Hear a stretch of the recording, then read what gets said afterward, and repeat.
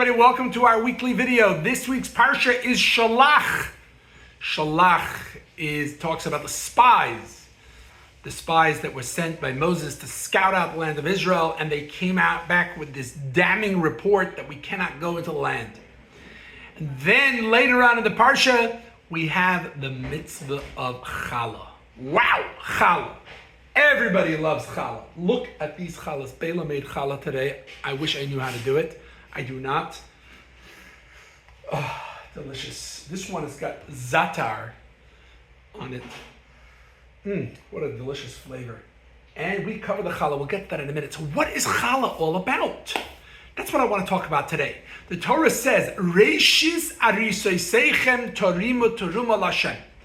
The first of your dough, the first of your kneading, you should elevate.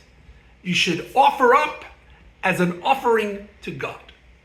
So what is going on over here? So the word challah does not actually mean these delicious loaves of bread that I have behind me. It means that when we make bread, we have to take a portion of it and give it to the Kohen, the priest. And this is one of the many gifts that the priests got in exchange for their work in the temple in the Beis HaMikdash. Today's day and age, the priests are not in a state of purity and required to eat the challah. So instead, we separate a piece of it off and we'll burn the dough, maybe wrap it in foil, put it in the broiler. Some people hold it till the time for burning the chametz, and we don't eat it. A portion comes off and we don't eat it because it really is supposed to go to the Kohen, but we can't give it to the Kohen, but we can't eat it either. We're going to get into some of the details of that in a moment. But what is this mitzvah of challah? By the way, the mitzvah of baking challah for Shabbos, what's known as challah, the bread that we eat on Shabbos, is a special mitzvah associated with women. So I want to touch on a couple points of this, and really cuts the whole idea of food in Judaism and a mitzvah with food and how we should understand mitzvahs, the world, and so on and so forth.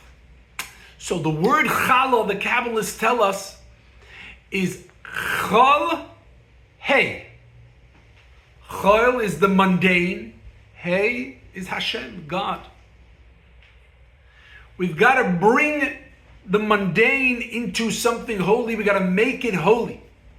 And that's why it says the word tarimu. You take the challah and you offer it up. Tarimu means up. In fact, it says it 3 times. 3 times it says you should take challah and offer it up. To elevate the bread. What's the 3 times? Rabbi Yitzi Horowitz, may he have a complete recovery, a colleague of mine in California, writes an interesting point. He says there's 3 parts to this. There's number 1 is emunah. We bake bread. We have faith that everything comes from God. Yes, I'm making the bread and all that, but I have faith God has provided me with everything I needed and I'm grateful. Number 2, I'm going to infuse everything with godliness. I'm going to make a blessing on the food that I eat. And number 3, the very act of making bread, of nourishing our family, of sharing with others, that is a holy endeavor. So we bake the bread. And the bread is called Reishis Arisoseichem, the first of your dough. The first. The very first. Instead of eating it ourselves, I give it away to God to make it something holy. You know, my friends, challah really sort of captures the idea in Judaism that the most basic food has to be infused with a little bit of holiness. Bread, the staff of life, needs to be infused with a little bit of something godly, something divine. And that is the mitzvah of taking challah. Now, I wanted to use this opportunity to talk a little bit about the challah for Shabbos. You notice that we cover the challah. Why do we cover the challah before we eat it on Shabbos? So there's actually 2 reasons for this. Number 1, we do have a hierarchy of blessings when it comes to food. And this is based on the verse in the Torah that describes the 7 fruits or the 7 species for which Israel is blessed. And the first one is wheat, then comes barley, and then comes the vine, the grape. So if you were going to make a blessing based on this verse in the Torah for the species that Israel is blessed, the first blessing you would make would be on the bread. Why don't we make the blessing on the bread first? Well, we've got to sanctify the Shabbos with the Kiddush, which goes on the wine.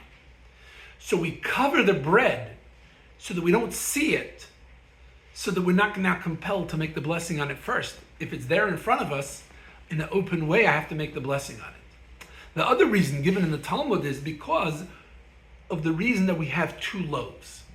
Why do we have 2 loaves of bread, not 1 loaf? Over here, we've got many loaves. We're expecting a large crowd.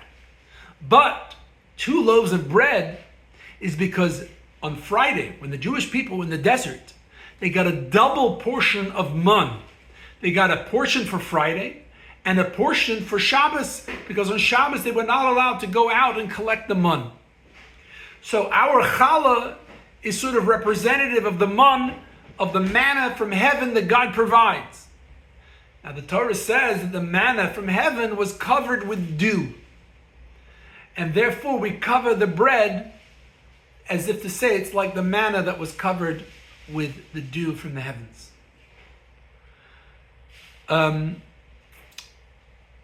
We also are particular to make the bracha on Shabbos on a whole loaf of bread. So if you have a portion from yesterday, from Friday night, and now it's Shabbat morning, and we also take 2 challahs, then you should really have a whole one, not the small portion, at least for the bracha, for the blessing. Now, when the challah is taken, you're making a dough, and you need to have a minimum of 59 ounces of flour.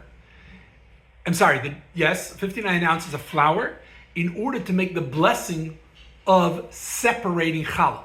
The blessing is Baruch Atah Hashem Elokeinu Melech Haolam Asher Kiddushanu B'Mitzvotav V'Tzivanu Lahafrish Challah, to separate challah. If you have less than 59 ounces of flour, you cannot make the blessing. If you have less than 43 ounces of flour, you don't have to separate any challah at all. The quantity is simply too small. So you make the dough, take off a piece, make the blessing, and you say, Harei zu challah. This is challah. You have made a blessing on this piece of dough, and you're now declaring it to be something of holiness that I'm not going to eat. I'm not going to partake of it.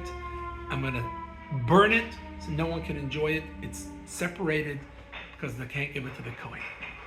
Many people have a tradition to say a special prayer at that moment. In fact, one of our students, their mother told us that she was unable, she had secondary infertility, and she had saw that there was a program in her town that the Chabad house was putting on.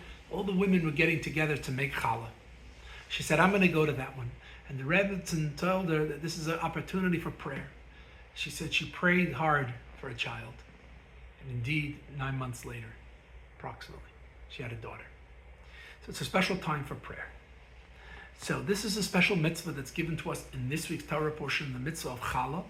And this, by the way, applies if you're making bread during the week. Any type of bread, even if it's used with another liquid, as long as it has some water in it, you are obligated to separate some challah. So, thank you very much for watching, and I wish you a good Shabbos.